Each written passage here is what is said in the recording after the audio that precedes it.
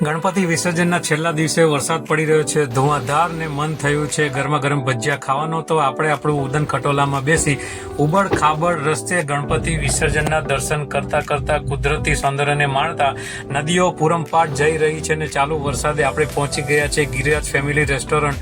કહેવાય છે કે અહીં ભજીયા મેથીના ગોટા બહુ સરસ મળે છે.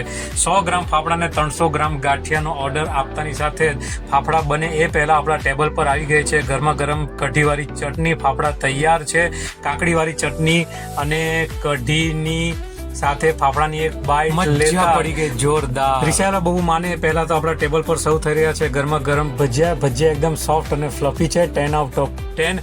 ખજૂર આંબલીની ચટણી સાથે એક બાઈટ લેતા મોઢામાં સ્વાદનો બોમ્બ ફૂટી ગયો છે. ઘરે પરત ફરતા ધુઆધાર વરસાદમાં સામે મળ્યા ગણપતિ દાદાને હું તેમને આવજો કહું. ત્યાં સુધીમાં તમે વિડીયોને લાઈક અને શેર કરતા જજો ને છેલ્લે ચેનલને સબસ્ક્રાઈબ કરતા જજો.